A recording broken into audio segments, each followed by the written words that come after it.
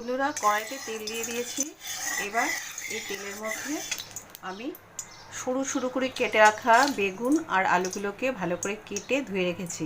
আজকে বন্ধুরা তোমাদেরকে আমি একটা আমিষ পদ রান্না করে দেখাবো। আশা করি তোমাদের খুবই ভালো লাগবে, কারণ এই রান্নাটা আগে শুধু চট্টগ্রাম ডিস্ট্রিক্টের লোকেরাই বেশি খেত। আশা করি এখন সব ডিস্ট্রিক্টের লোকেরা সবাই খায়। ঠিক আছে, সেই রকমই রান্না একটা করে তোমাদেরকে আজকে দেখাচ্ছি। আমাদের তো ভীষণ প্রিয়, আমি চট্টগ্রামের লোক, আমার খুব প্রিয় রান্না এটা।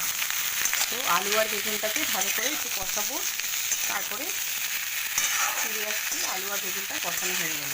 দেখো, এটা হচ্ছে সেই রান্না করছি যেটা হচ্ছে চুনো মাছের শুটকি, যেটা আমরা চুনো মাছ বাজারে কিনে খাই, সেই চুনো মাছেরই শুটকি।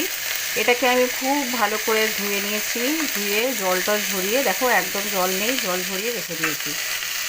তো বেগুন আর আলু তো ভালো ভাজা ভাজা হয়ে গেছে। এবার আমি দুটো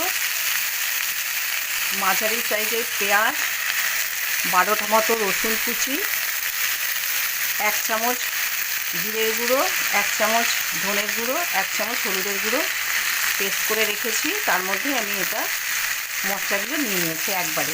এবার মশলাটাকে ঢেলে দিলাম।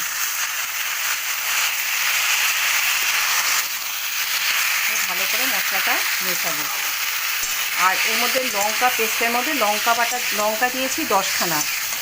তোমরা যদি আরও লঙ্কা খাও আরও লঙ্কা দিতে পারো। আমি কাঁচা লঙ্কাই 10খানা দিয়েছি। অনেকে শুকনো লঙ্কা খায়, শুকনো লঙ্কা দিয়ে রান্নাটা করা যেতে পারে। আমি শুকনো লঙ্কা খাই না বলে শুকনো লঙ্কাটা অ্যাভয়েড করেছি। কাশ্মীরি লঙ্কার গুঁড়ো মেশাচ্ছি, একটু বেশি করেই মেশাবো। 1.5 চামচের মতন দিলাম।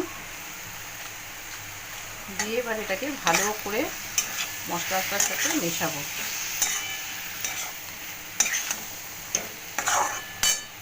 নুনটা এখনও দিইনি, নুনটা একটু বুঝে দিতে হয় শুটকি মাছ রান্নাতে, কারণ শুটকির মধ্যে নুন থাকে। যদিও অনেকবার করে ধুয়ে নিয়েছি, তাও নুনটা বুঝে দিতে হয়, লাগলে পরে দিয়ে নেব।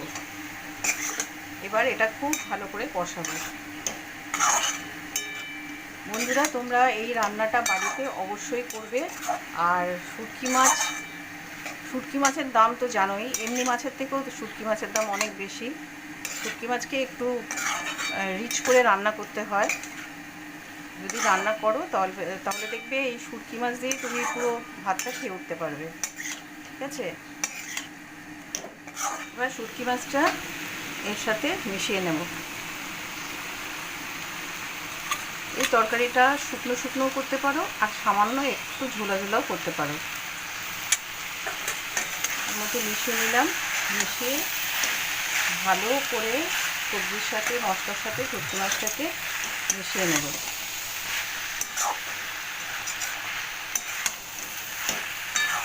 আচ্ছা বন্ধুরা, আমি তোমাদের একটা কথা বলতে ভুলে গিয়েছিলাম। ওই পেস্টের মধ্যে আমি যে ধনেপাতা যে ডাঁটাগুলো আছে, সেই ডাঁটাগুলো একটু মোটা হয়ে গেলে আমরা সেই ডাঁটাগুলো ফেলে দিই। তো আমি ওই ডাঁটাগুলো না ফেলে দিয়ে এই পেঁয়াজ রসুনের সাথে ওই ডাঁটাগুলোকে পেস্ট করে নিয়েছি।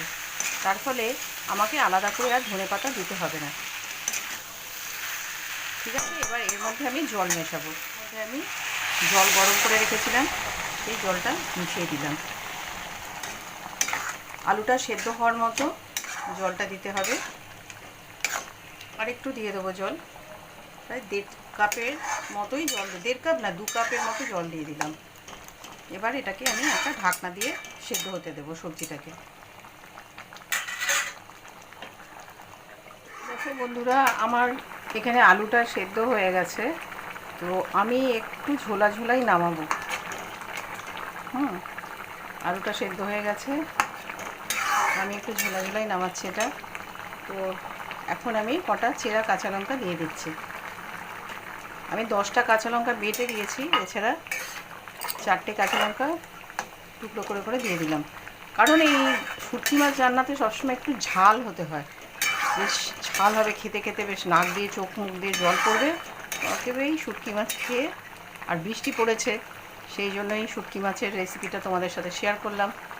চুনো মাছ আমরা বাজারে এমনি খাই, তো চুনো শুটকি আজকে রেসিপিটা তোমাদের করে দেখালাম। বন্ধুরা, আমি ক্রিয়েশন অ্যান্ড ক্রিয়েটিভিটির তরফ থেকে তোমাদেরকে এই রান্নাটা শেয়ার করে দেখালাম। বাড়িতে অবশ্যই শুটকি মাছ যদি খাও, রান্না ট্রাই করবে, করে আমার সাথে শেয়ার করবে, কমেন্ট করবে এবং বন্ধুদের সাথে শেয়ার করতে ভুলবে না।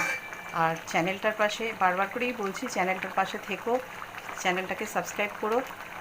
আর যারা আমার চ্যানেলকে অলরেডি সাবস্ক্রাইব করেছো তাদেরকে অজস্র অজস্র ধন্যবাদ।